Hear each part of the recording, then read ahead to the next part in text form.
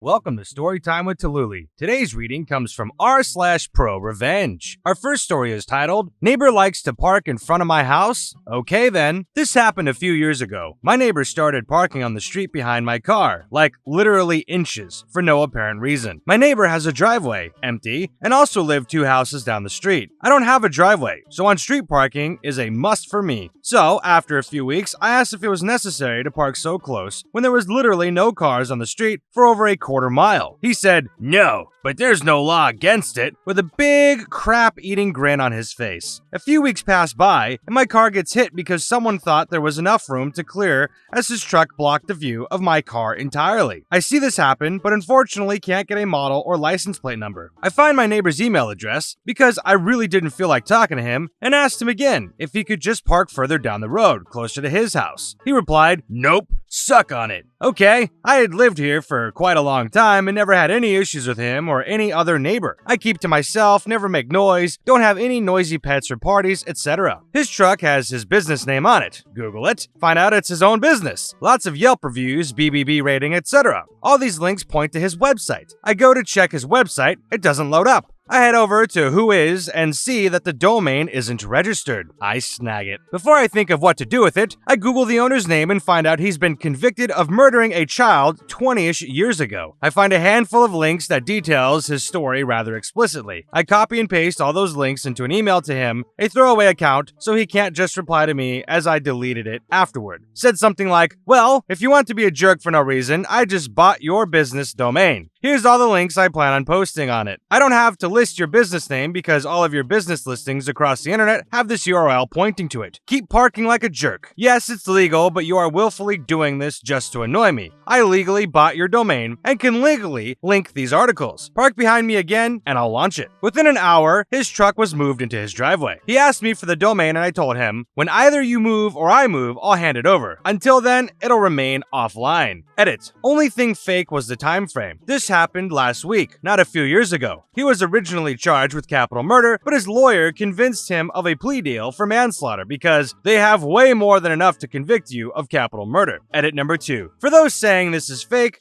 I'm putting my house on the market in 2 to 3 months. When it sells, I'll come back and post all the news articles as I won't be anywhere near here, so doxing will be much more difficult. Yeah, I was gonna say, the whole murder charge thing seemed a bit fake to me.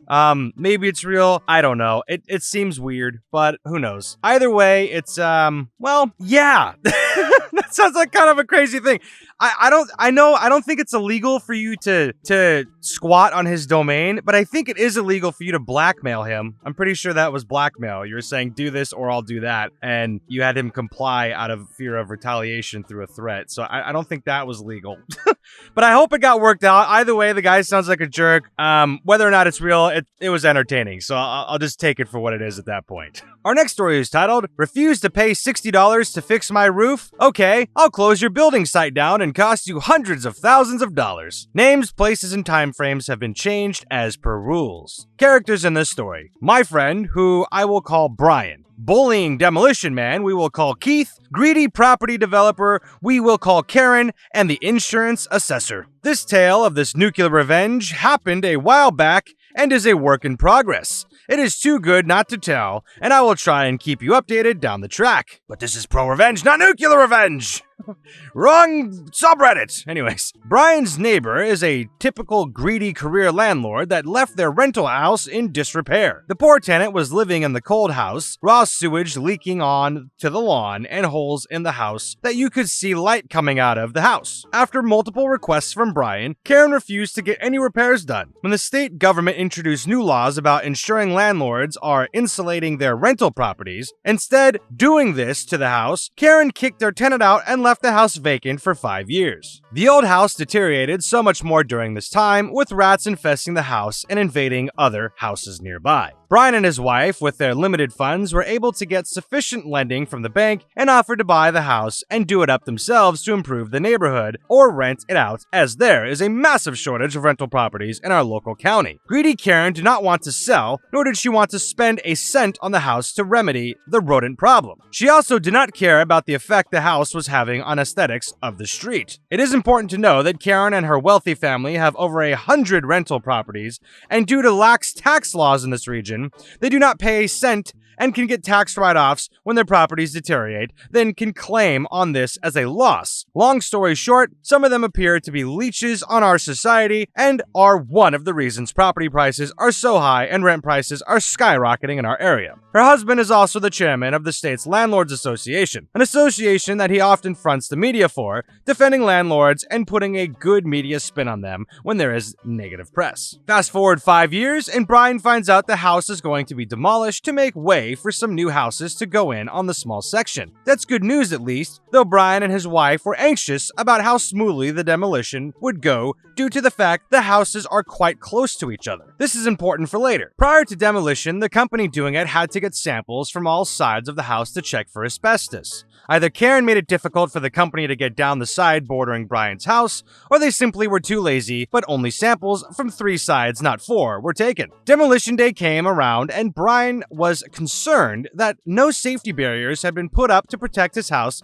from falling bricks of the chimney, nor was there anything from stopping dust and debris going all over his new deck and porch area. Later that day, Brian had the pleasure of meeting Keith. Keith is the demolition company manager that is well known around the district for only caring about money and has little regard for people or property. Keith was doing the demolition himself today, simply with a helper. Brian returned home during his break at work to check the progress of the demolition and found the demolition was already complete after only an hour or so. The demolished house was in a pile. He climbed up on his roof and to his disbelief found hundreds of bricks had fallen onto his roof, causing damage, though he was lucky none had fallen through into the house. Brian phoned up demolition man Keith to ask about what went wrong. Keith initially played down the damage, despite there being 200 bricks laying on Brian's roof. Even with the damage done, no apology, and the rude attitude of Keith, Brian kept his cool. "Since I did a little bit of roofing when I was younger, I can fix up the roof if you just get me 4 new sheets of roofing iron, and we will call it even.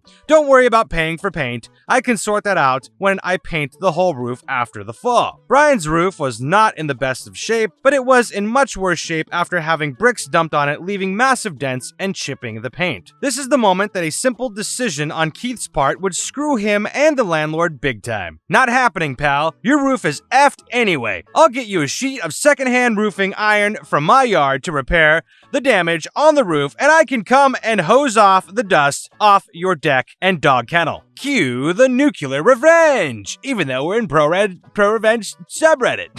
The revenge was not intentionally nuclear, but Brian had a dilemma that his roof was damaged and he needed it repaired. There was rain and snow forecast later in the week, and he shouldn't be out of pocket having to buy new materials to fix his own roof up to a good standard. Brian is normally a calm and relaxed man, but this situation and the way he and his property were treated sparked an ang that I have never seen before. Brian got in contact with his insurance company, and due to the issue involving a roof, a building assessor arrived that day to assess the claim. The assessor would then be able to seek damages from the landlord or demolition company if he found them to be at fault. Brian also reported the demolition company to the local health and safety authorities due to their lack of safety precautions used when doing the demolition. The assessor got onto the roof with Brian and was mortified to hear how Keith had acted in such disregard with the damage done to the roof, and his lack of an apology for any wrongdoing got the assessor mad. He then looked more concerned and bent down and picked up some gray fibrous material. Luckily, thanks to COVID, we already have masks on Brian. This here looks like it is asbestos. I don't know how they got the sign off to get this house knocked down in this manner. You don't know at the time of being exposed to this stuff, but if you breathe in these fibers, it can cause serious diseases later on in life, including lung cancer. I'll get this sent off to the lab for testing, and we'll be in touch. Fast forward another day, and Brian was contacted by his insurance company. It turns out the side of the house that wasn't tested was clad in asbestos. Not just any bad asbestos, the worst possible type you can get. Insurance will be seeking damages to replace Brian's whole roof,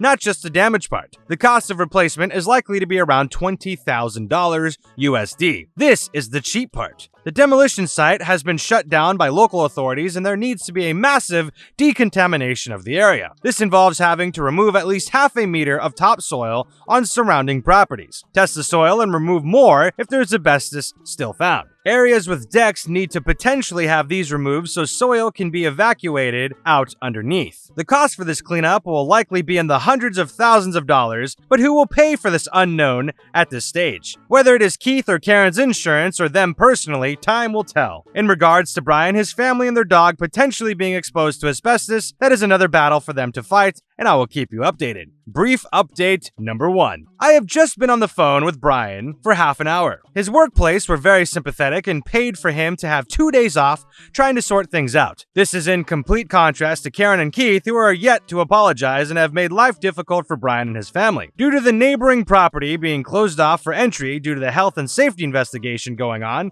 it means Brian cannot get scaffolding on his roof yet to fix the roof. Brian is worried now that the landlord is going to try to make his life a living hell. She is also a lawyer, apparently. Karen was the person that offered the old roofing iron, apparently, not Keith. She spoke to her husband, who said that because the bricks dented the roof, it means it must have been rusty and old, so doesn't need new iron put on. Keith did, however, go nuts at Brian for getting insurance involved and also the health and safety investigation unit, who are currently doing the investigation. In regards to Brian and family still living in the house, according to the investigator, the risk is negligible and the problems will arise when the debris are removed from the section. This will require a large tent, etc. However, the wind has been strong last few days, and I feel risk is still high living next door to uncovered broken asbestos cladding that has not been kept damp. Brian asked the investigation office person by phone about what to do about his dog and if they needed vet checkup, etc. They were 1 mile away from the fence, which is about a foot from the asbestos when it was broken up.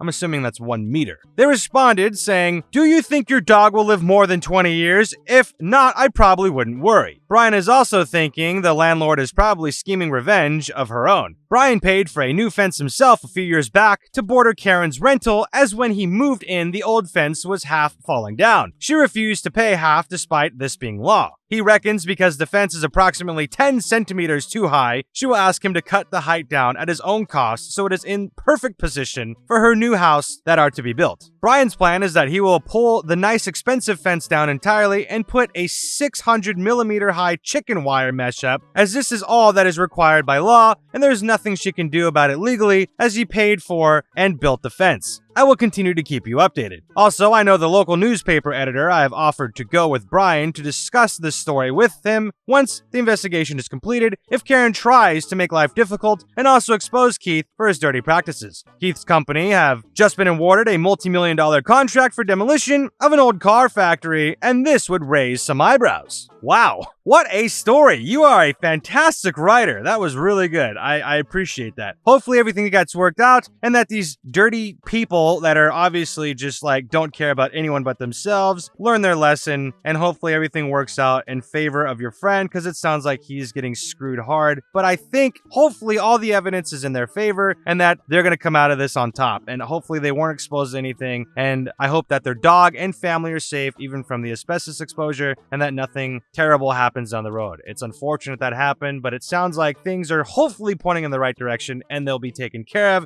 in a just manner.